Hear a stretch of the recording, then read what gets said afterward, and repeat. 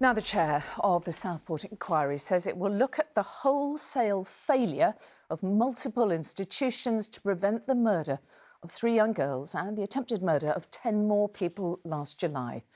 Sir Adrian Fulford said the knife attack had appeared to be far from an unforeseeable catastrophic event, and he promised the inquiry would not shy away from exposing failures and demanding change. Our North of England correspondent Rachel Townsend is outside the inquiry, which is being held in Liverpool. Rachel, we heard today that there is a pledge that this inquiry will not paper over the cracks. What do they mean by that?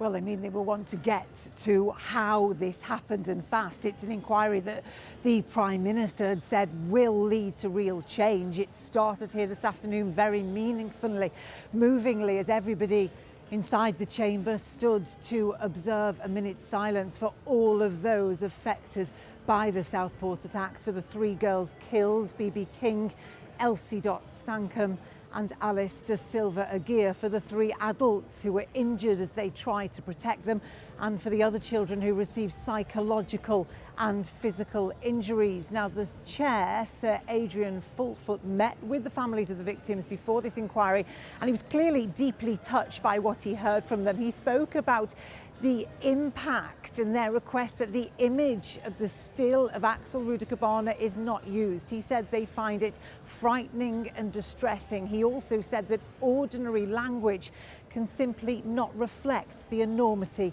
of those July attacks last year.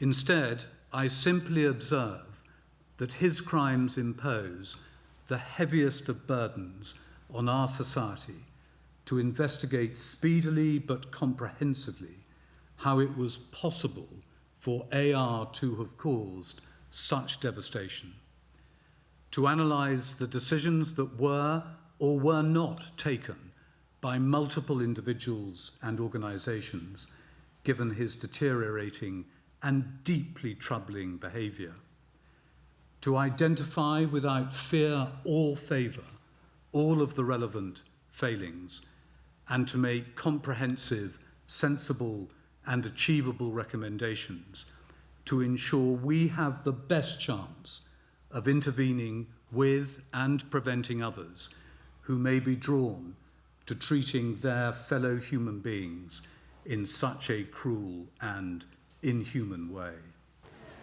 Well, we know that Cabana was twice previously caught carrying a knife. On top of that, he had managed to get hold of machetes, a sledgehammer, a bow and arrow. If this is correct, the chair said that it suggests that this was not an unforeseeable catastrophic event. Instead, it speaks of a wholesale and general failure to intervene effectively. But he said he would not prejudge, and he will wait to hear all the evidence, which will last until the end of next year. Tomorrow, we expect to hear from the families of those children who were injured.